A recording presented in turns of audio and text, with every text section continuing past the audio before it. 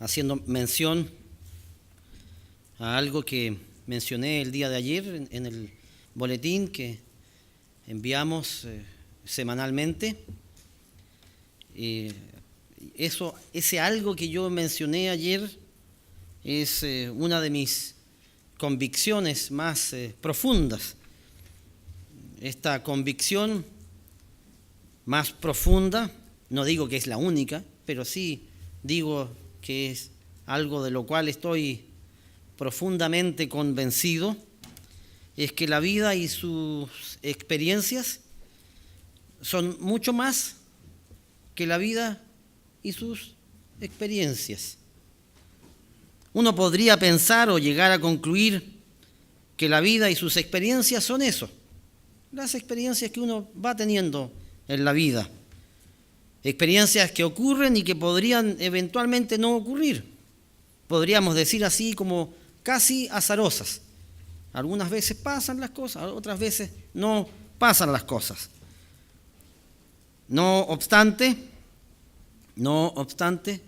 estoy convencido que la vida y sus circunstancias son mucho más que eso, solamente. Vayamos a la escritura en la cual estoy pensando, que es Eclesiastés, en el capítulo 3. El Eclesiastés o el predicador. El predicador habló por inspiración y dijo: todo tiene su tiempo y todo lo que se quiere debajo del cielo tiene su hora. Tiempo de nacer y tiempo de morir, tiempo de plantar y tiempo de arrancar lo plantado, tiempo de matar y tiempo de curar, tiempo de destruir y tiempo de edificar, tiempo de llorar y tiempo de reír, tiempo de endechar y tiempo de bailar, tiempo de esparcir piedras y tiempo de juntar piedras, tiempo de abrazar y tiempo de abstenerse de abrazar, tiempo de buscar y tiempo de perder, tiempo de guardar y tiempo de desechar, tiempo de romper y tiempo de coser, tiempo de callar y tiempo de hablar, tiempo de amar y tiempo de aborrecer, tiempo de guerra y tiempo de paz. Aquí por inspiración, la palabra de Dios expresa 28 momentos. Están aquí descritos o están expresados 28 momentos que definen, o podríamos decir resumen, la vida de cualquiera de los que está aquí. No obstante, todos estos momentos conforman nuestra vida. La vida no solo son momentos, podríamos decir, momentos felices. La vida también tiene momentos tristes y eso es lo que plantea el Eclesiastés. La vida no son solo momentos malos, también hay momentos buenos. Sin embargo, uno piensa, ¿cuál será o qué será tener una vida equilibrada? Una vida equilibrada no se logra solamente viviendo en un área de los momentos aquí presentados, ni tampoco en otra área, sino que es un matiz que va describiendo una vida en general. Y cada uno de los 28 momentos descritos aquí señalan o dan cuenta que la vida es mucho más que los momentos que uno vive. La vida tiene un propósito que va más allá que la experiencia en el diario vivir. Si no existiera algo más en esta vida, podríamos volvernos a ese adagio que dice: comamos y bebamos, porque mañana vamos a morir. ¿Qué sentido tiene vivir todas las cosas? Sí, bueno, vamos a morir, igual como mueren los animalitos. Bueno, nosotros también vamos a morir. Entonces, bueno, ¿en dónde está el propósito de la vida? Ahora, uno entiende también, todos quisiéramos en esta vida no pasar por el proceso que significa dejar de ser. Esto de dejar de ser, un día estamos, un día ya no vamos a estar. Y querámoslo o no, todos vamos a vivir ese proceso. Pablo habló de esto aquí en 2 de Corintios. En 2 de Corintios.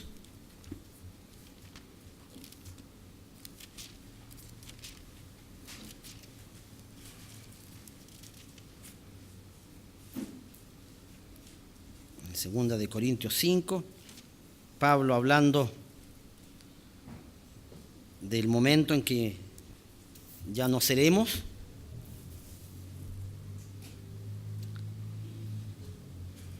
Dice aquí, porque sabemos que si nuestra morada terrestre, este tabernáculo, se deshiciere, tenemos de Dios un edificio, una casa no hecha de manos, eterna en los cielos. Y por esto también gemimos, deseando ser revestidos de aquella nuestra habitación celestial. Es la esperanza de la resurrección, de llegar a ser seres espirituales, de vivir eternamente. Y dice, y por esto también gemimos deseando ser revestidos de aquella nuestra habitación celestial, pues así seremos hallados vestidos y no desnudos, porque asimismo los que estamos en este tabernáculo gemimos con angustia, porque no quisiéramos ser desnudados. ¿Quién no ha tenido esta sensación alguna vez? ¿O alguna vez este anhelo? Mire, no tener que vivir el momento en donde ya no vamos a hacer. ¿Quién no? Esto de vivir la transformación, ¿verdad? De ser un ser físico a ser un ser espiritual, sin tener que vivir la experiencia de la muerte. Pues claro, porque igual la muerte es un momento en el cual vamos a dejar de ser, vamos a dejar de estar. ¿Y quién no quisiera ser revestido de ese cuerpo espiritual? Yo creo que todos. Sinceramente, eso es lo que yo pienso.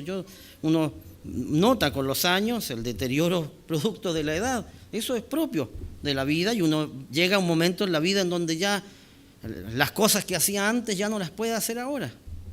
Y uno piensa o uno se proyecta al futuro, ¿verdad?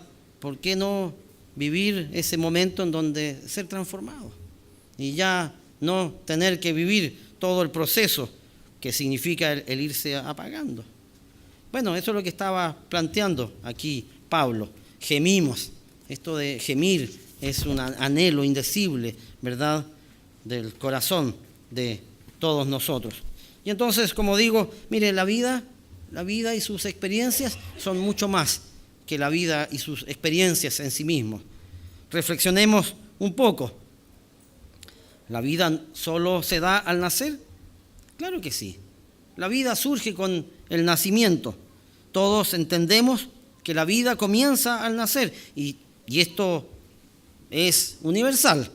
Esto no hay una raza, no hay un país en donde las cosas sean diferentes. Esto es universal. Pasa aquí en Chile, pasa en Zambia, en África, pasa en Occidente, pasa en Oriente. Y así como la vida se inicia con nuestro nacimiento, entendemos que nuestro ciclo aquí en la tierra se cierra con la muerte. El polvo vuelve al lugar de donde salió. Y aunque uno no quisiera vivir aquello, la vida humana tiene límites. Dios le puso límites a la vida humana. Allí en Génesis 6:3, Dios dijo, y dijo el Eterno, no contenderá mi espíritu con el hombre para siempre, porque ciertamente él es carne, mas serán sus días 120 años. Dios le puso límite a la vida del ser humano. Sin embargo, la importancia que tienen estos dos eventos en el proceso de la vida es que dentro de esos dos extremos, desde el momento en que nacemos hasta el momento en que morimos, la vida, uno pasa por distintas circunstancias. ¿Cuáles circunstancias? Bueno, el Eclesiastés menciona 26 eventos o circunstancias que pueden darse, aparte de nacer y de morir. Tiempo de sembrar y tiempo de cosechar. Aunque vivamos en la ciudad, todos dependemos del agro para vivir. Esto es algo que a veces uno pasa por alto, ¿verdad? Uno piensa que los huevos se dan en el supermercado, pero no es así. Los huevos siguen naciendo de las gallinas. Y por lo tanto, si no hay gallinas o si no hubieran gallinas, bueno, no habrían huevos. Así es la cosa. Y aquí Eclesiastés 5, el predicador hace un alcance.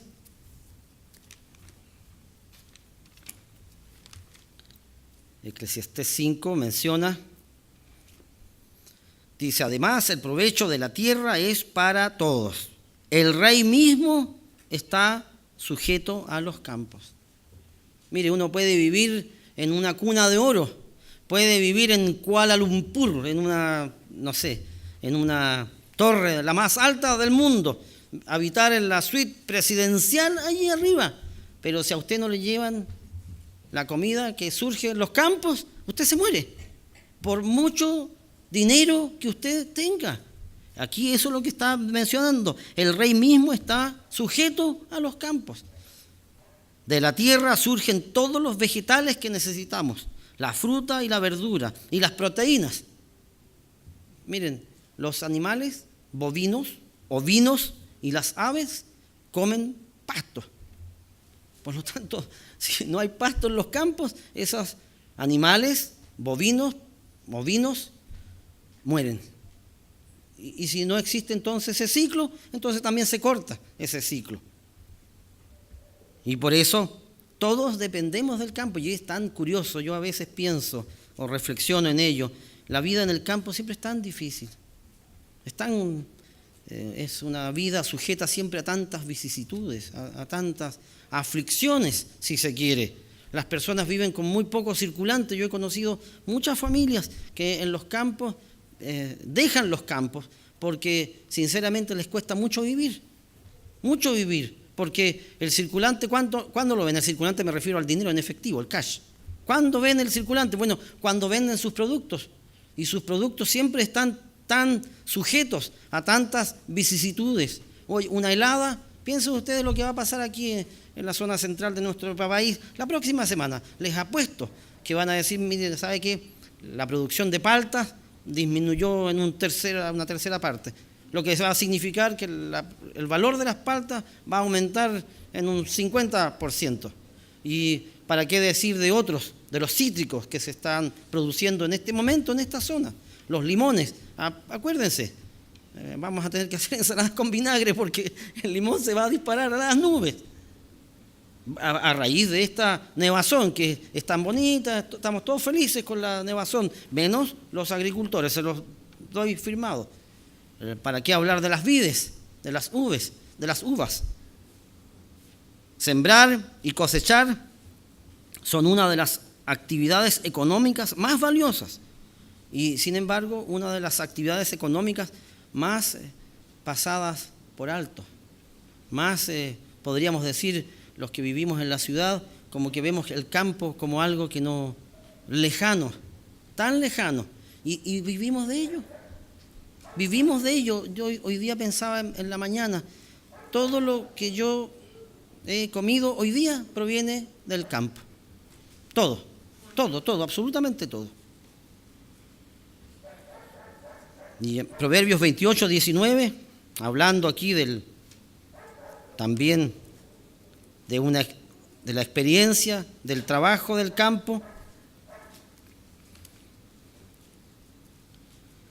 Proverbios 28, Proverbios 28, disculpen. Proverbios 28.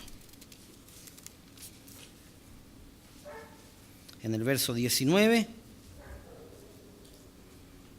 dice, el que labra su tierra se saciará de pan, mas el que sigue a los ociosos se llenará de pobreza. Este proverbio nos entrega un punto de equilibrio también, que se puede extrapolar no solo a la vida del campo. El que no labra su tierra, si uno tiene una tierra y no la labra, empobrece. El trabajo dignifica al hombre. Independiente del trabajo, el trabajo es algo digno.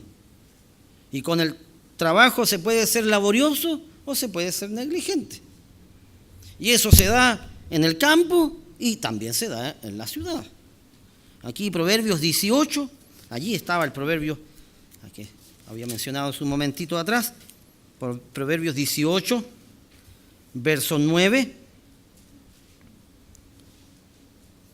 dice: también el que es negligente en su trabajo es hermano del hombre disipador.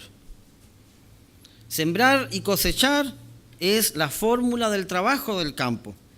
Y también los principios que sustentan el trabajo del campo sustentan los principios del trabajo en el pueblo. Hay otro proverbio que dice que la negligencia es subsidiaria. La negligencia es subsidiaria. Independiente de donde usted viva, si es displicente o dejado con el trabajo, bueno, va a vivir los frutos de lo que estaba mencionando aquí, Proverbios 28, respecto al que no ara. El que no ara la tierra, bueno, no va a recibir el pan al final de temporada, porque ahí estaba hablando en el fondo de sembrar el trabajo del campo, el trigo, y poder producir después la harina. Ahora, la vida no solamente es trabajar, no solamente es sembrar y cosechar. La vida presenta también otros momentos, que es lo que menciona Eclesiastés. La vida también presenta tristezas y alegrías, ya sea en el campo o en la ciudad, ya sea en el trabajo o en el descanso, ya sea en su casa o ya sea fuera de ella. La vida presenta momentos alegres. Todos los que estamos aquí hemos vivido momentos alegres. Cuando concluimos un proyecto, díganme si no es un momento alegre. Todos los que han tenido la ocasión de tener un curso ya sea un curso técnico o un curso universitario, díganme si ustedes no recuerdan la última prueba. Y cuando la aprueban, por supuesto, cuando le dicen que uno está aprobado, es una sensación fantástica, maravillosa. Y uno empieza a pensar en los verbos: alegría, vivacidad, animación, entusiasmo, optimismo, júbilo, contento, alborozo, regocijo, entusiasmo, algazara, exultación, exaltación, felicidad, gozo, placer. Eso es lo que uno siente cuando vive el término de un proyecto anhelado. Por fin terminamos con estos 5 años que nos han tenido angustiados todas las noches. Por fin, es un momento de alegría. Todos los que estamos aquí hemos tenido esos momentos de alegría. En los momentos de alegría, las endorfinas se bullen por nuestro cuerpo. Las endorfinas se le llama la hormona de la felicidad, la endorfina. Téngase presente. Lo busqué en el diccionario y dice: nuestro cuerpo es capaz de producir una serie de hormonas, 3 de las cuales son responsables del placer y la motivación: la dopamina, aliviar el estado de ánimo, la serotonina, y producir felicidad, endorfina. ¿Cómo se generan las endorfinas? Así, uno de los actividades que generan endorfinas es la actividad física. La actividad física realizada por más de 20 minutos. Menos de 20 minutos uno no produce endorfinas. Produce cansancio y sudoración, pero no produce endorfinas. Las endorfinas se generan después de los 20 minutos de ejercicio continuo y sostenido. Es tal el placer que se genera en los tiempos de felicidad que ha habido autores que han propuesto que deberíamos aprender a guardar felicidad. A guardar felicidad. Para sacar esos recuerdos felices cuando uno no vive momentos de felicidad. Hay una canción, de hecho, que a mí me gusta, de Jim Croce, que se llama El tiempo en la botella, que fue reproducida por también otro cantautor guatemalteco, Ricardo Arjona, que la tradujo y la produjo. El tiempo en la botella. Guardar tiempos felices para sacarlos cuando uno vive esos momentos tristes, porque querámoslo o no, la vida presenta también, así como hay momentos felices en el trabajo, en la ciudad, en cualquier actividad que usted se desarrolle, también hay momentos que son de pena, de aflicción, de pesadumbre, de melancolía, de infelicidad, de amargor, de pesar, de desaliento, de desánimo, infortunio, desgracia, desconsuelo, sinsabor, trance, depresión. Todos los que estamos aquí vivimos eso. Hay momentos de alegría y hay momentos de tristeza. Forman parte de nuestra vida. Así como hay momentos alegres, también hay momentos tristes. La vida, ahora bien, no solamente tiene estos puntos, estos extremos en cuanto a felicidad y alegría. También la vida tiene tiempos de edificar y también tiene tiempos de destruir lo edificado. Los negativistas dicen que se destruye para acabar con todo. Los positivistas dicen que se destruye para construir más y mejor. Depende cómo uno vea las cosas. La vida presenta estos momentos. En esta vida podemos construir, y todos los que estamos aquí, en algún momento de nuestras vidas hemos tenido la opción, la oportunidad de poder construir algo. Lo que ustedes se imaginen. Imagínense construyendo algo, aunque sea un Lego, o haciendo un mosaico, o haciendo un puzzle. Todos hemos tenido ocasión de construir, mas también a veces en esta vida también vive uno el momento de la destrucción. Si uno piensa, por ejemplo, en este momento, gracias a Dios nosotros vivimos en un país, en una zona del mundo en donde no hay prácticamente destrucción. Pero, por ejemplo, pensaba hoy día en la mañana, leía una noticia de Siria. Allí hay un eslabón en donde han resistido este grupo islámico que se llama Raqqa, y las personas de Raqqa, que son miles, en este momento están siendo bombardeadas por las fuerzas occidentales para liberarlos de este grupo islámico extremista, pero para poder acabar con el grupo islámico extremista, que son terroristas, que se esconden de casa en casa, entonces las fuerzas aliadas han tenido que ir destruyendo casa por casa. Y entonces las personas no tienen dónde vivir. Y si ustedes saben que los bombardeos, primero están lo que se conoce como ablandar una zona. ¿Cómo se ablanda una zona que está siendo golpeada por la guerra? Se bombardea primero, eso es lo primero. Antes que lleguen las tropas se ha bombardeado. Entonces se han quedado sin luz, se han quedado sin agua, se han quedado sin gas, se han quedado sin servicios médicos. Y entonces las personas consideran que no es tiempo o ocasión para vivir y están huyendo de la zona. Y por eso uno piensa, esos son los tiempos de destrucción. Y vivimos en una zona en donde no vivimos eso, y gracias a Dios que no lo vivimos, pero a veces uno vive también de otra manera la destrucción. Así como también vive de otra manera la construcción. No todo el mundo construye casas aquí, pero sí a veces uno construye vidas también. Y también a veces se destruyen vidas también. Pero la vida no es solo construir y destruir. La vida también es tiempo de hablar y tiempo de callar. De hecho, con los años, yo me he dado cuenta que las personas que son mayores que yo hablan menos que yo y observan más que yo. Eso es lo que yo he ido aprendiendo con los años. Me he ido dando cuenta de aquello. Las personas mayores que yo hablan menos que yo y observan más que yo. Cuando se es más joven, no siempre, pero casi siempre uno habla más y escucha menos. Cuando uno ya es mayor, uno empieza a hablar menos. La semana pasada en Misiones, precisamente un joven trajo a colación la siguiente escritura, en Eclesiastés 5, en el verso 1.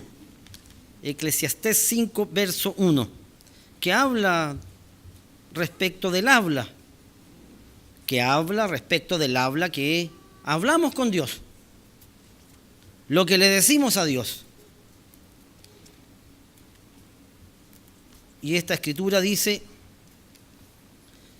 cuando fueres a la casa de Dios, guarda tu pie y acércate más para oír que para ofrecer el sacrificio de los necios, porque no saben que hacen mal. Y la pregunta del millón es, bueno, ¿y cuál es el sacrificio de los necios?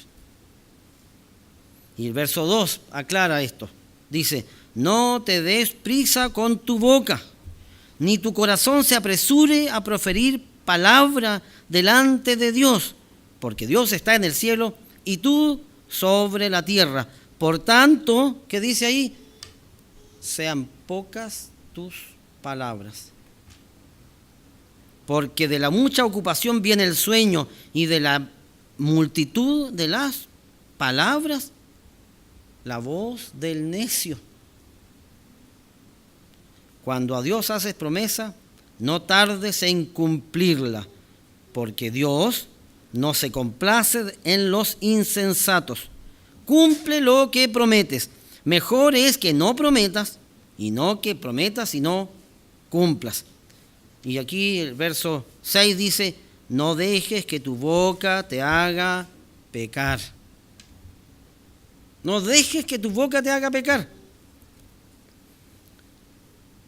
Ni digas delante del ángel que fue ignorancia, porque ¿por qué harás que Dios se enoje a causa de tu voz y que destruya la obra de tus manos?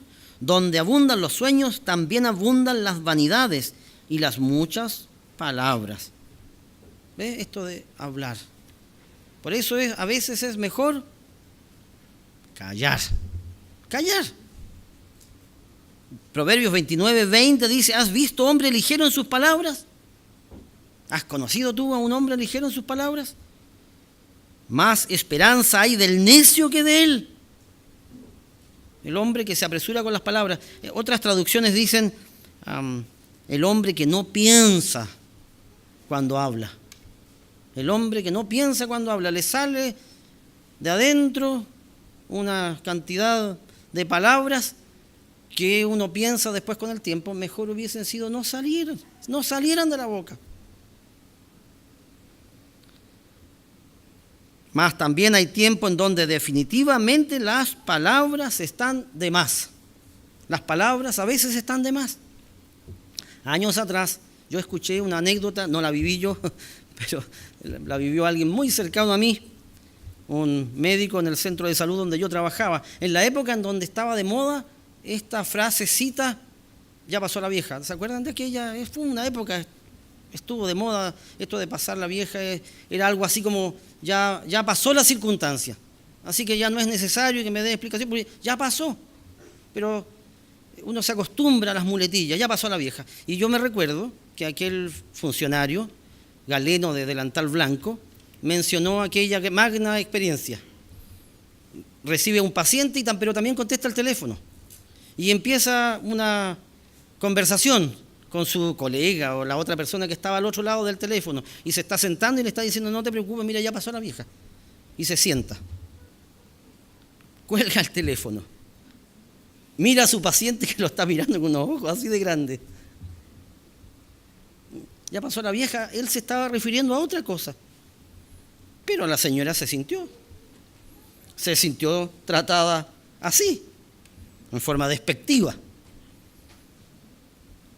Y uno se pregunta: ¿podrá una persona salir airoso de aquella embarazosa situación con las palabras? Yo creo que no. No sé qué palabras podría uno explicar para poder resolver aquel enigma. Pero a veces es así. A veces las palabras están de más. De hecho, hoy en la mañana tuve ocasión de leer, o estoy leyendo este libro que se llama Charlas TED. Lo encontré allí en Buenos Aires. Hay una librería que siempre paso y me pareció muy interesante el tema puesto que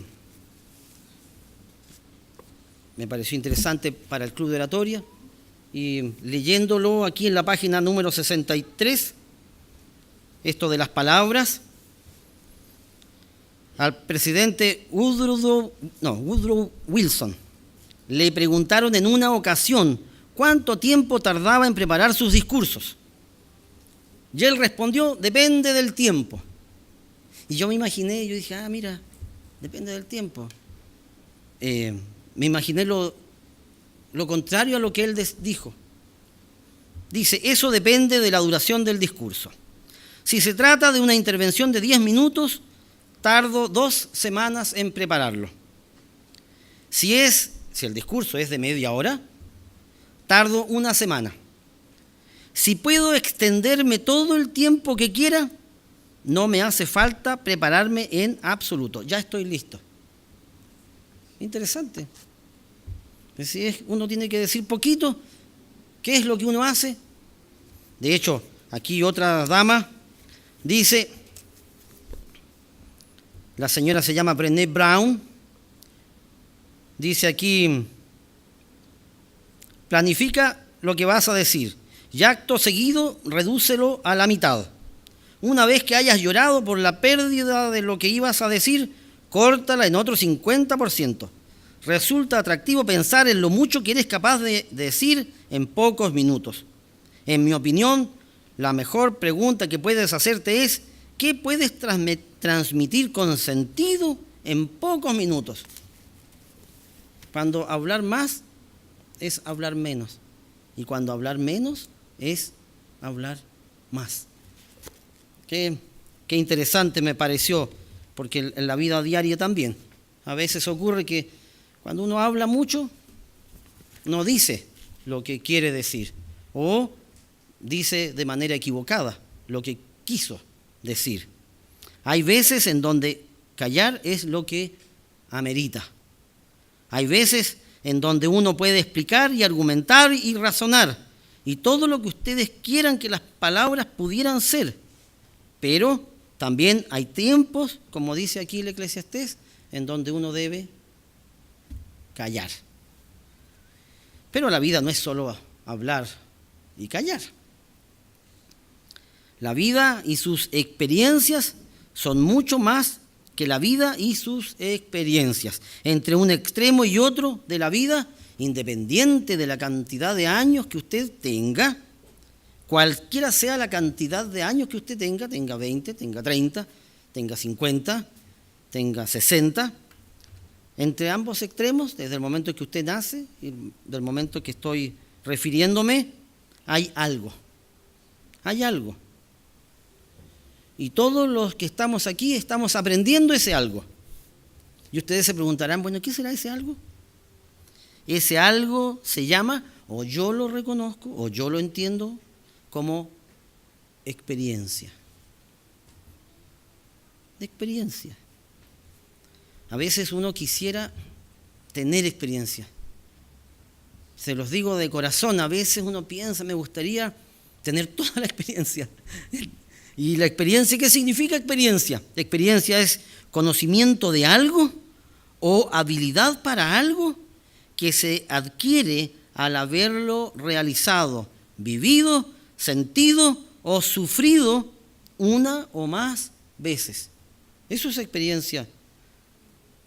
Conocimiento de algo o habilidad para algo que se adquiere al haberlo realizado, vivido, sentido o sufrido una o más veces. ¿Cómo lograr experiencia en la vida? ¿Cómo lograr experiencia en la vida? Viviendo la vida. Viviendo la vida, así es. Uno no adquiere experiencia si no pone en práctica los principios. Uno no logra adquirir o perfeccionar su experiencia de atleta quedándose en casa a mirar o a aprender, por ejemplo, cómo corren los demás. Es cierto, uno a veces en la terapia kinésica nos mostraban videos en donde uno veía los electrodos y las personas ahí, los vectores moviéndose de un lado para otro. Bueno, pero eso no es aprender a ser un atleta. Uno aprende a ser atleta siendo atleta, o agricultor, o también las analogías de Pablo que hablaban. Hay 3 experiencias que aquí yo los invito a pasar. Segunda de Timoteo 2,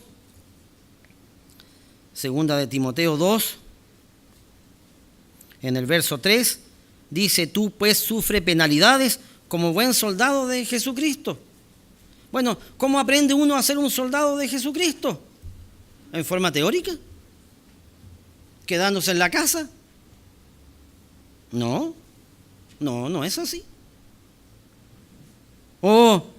Aquí en el verso 5 dice: y también el que lucha como atleta no es coronado, sino lucha legítimamente. ¿Cómo aprende uno a ser un atleta? ¿Usted cree que, como mencionábamos hace un momento atrás, mirando televisión, cómo corren los demás? No.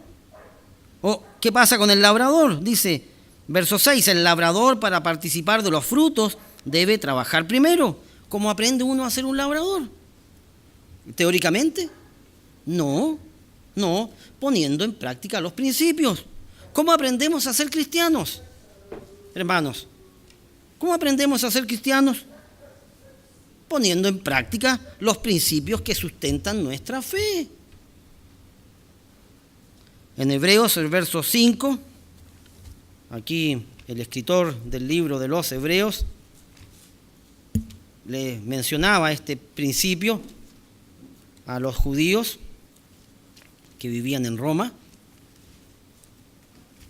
y les decía: acerca de esto tenemos mucho que decir y difícil de explicar, por cuanto os habéis hecho tardos para oír, porque debiendo ser ya maestros después de tanto tiempo, tenéis necesidad de que se os vuelva a enseñar cuáles son los primeros rudimentos de las palabras de Dios, y habéis llegado a ser tales que tenéis necesidad de leche y no de alimento sólido. Y todo aquel que participa de la leche es inexperto en la palabra de justicia, porque es niño. Pero el alimento sólido es para los que han alcanzado madurez, para los que por el uso tienen los sentidos ejercitados en el discernimiento del bien y del mal.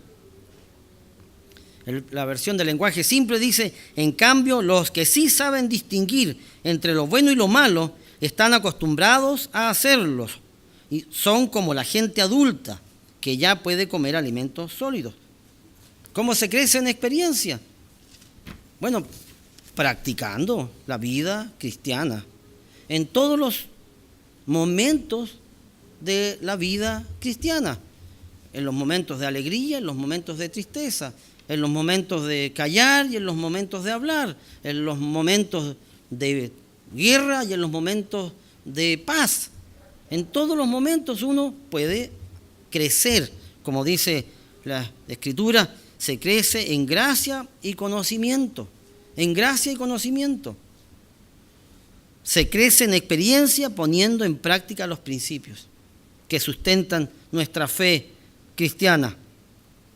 Hace algún tiempo alguien me preguntó si existe alguna manera, por ejemplo, de aprender a perdonar. Esto es un hecho de la vida real. No es algo así. ¿Existe alguna manera de aprender a perdonar? Bueno, uno aprende a perdonar perdonando. No hay de otra. Uno puede leer y saber la Escritura de memoria. De memoria. Cristo, ¿verdad? Que Dios nos perdonó a nosotros. Pero nosotros, ¿cómo aprendemos a perdonar? Nosotros aprendemos a perdonar perdonando. Ahora, bien, le hice una pregunta a aquella persona. ¿Qué experiencia vive uno antes de perdonar?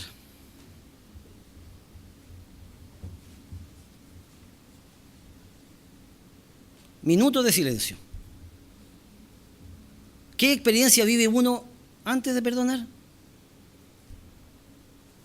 Antes de vivir la experiencia de perdonar, uno vive la experiencia de sentirse ofendido. ¿O no? O sea, para perdonar uno tiene que pasar por el momento triste o magro, o como quieran ponerle los sinónimos, de vivir la ofensa. A veces uno no quisiera ofender, pero ofende.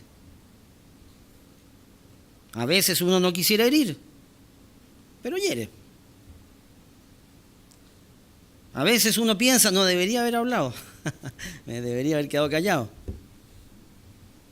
Pero la vida es así. La vida tiene distintos matices. Y en esos distintos matices uno se pregunta, ¿por qué Dios permite esos distintos momentos? ¿Por qué Dios permite esos distintos momentos? ¿Cómo adquirimos experiencia?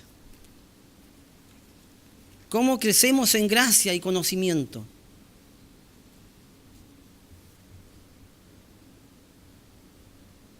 Aquí en 2 de Pedro 3:18.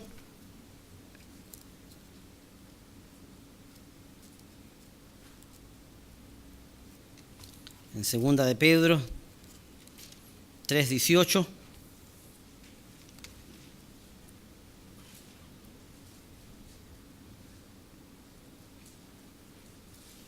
Pedro,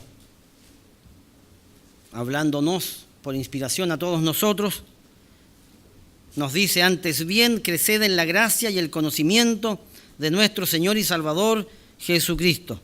A Él sea gloria ahora y hasta el día de la eternidad. Me llamó la atención que dice crecer y no dice aprender. No dice aprender de la gracia y aprender conocimiento, sino que dice crecer. La palabra crecer viene del griego auxano, que significa exactamente agrandar, aumentar, dar crecimiento. Eso es crecer. Y entonces, de nuevo, la pregunta: ¿cómo se crece en la gracia y el conocimiento? Se crece, yo creo, en gracia y conocimiento, de nuevo, con el principio de la experiencia, poniendo en práctica los principios. En Hebreos 6, otra escritura que refuerza lo que estoy mencionando.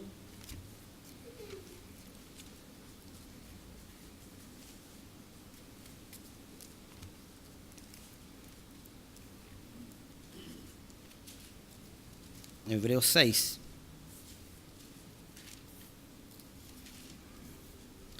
Dice, por tanto, Hebreos 6:1. Por tanto, dejando ya los rudimentos de la doctrina de Cristo, vamos adelante a la perfección, no echando otra vez el fundamento del arrepentimiento de obras muertas, de la fe en Dios. Y aquí lo busqué en la versión del lenguaje simple y dice: por eso sigamos aprendiendo más y más hasta que lleguemos a ser cristianos maduros. ¿Ve? Ahí está sigamos aprendiendo, sigamos creciendo hasta que uno alcance la madurez espiritual. ¿Cómo se alcanza la perfección? La perfección del carácter. ¿Cómo alcanzamos la perfección en el carácter? En 1 de Pedro 5, en el verso 10, nos dice aquí, 1 de Pedro,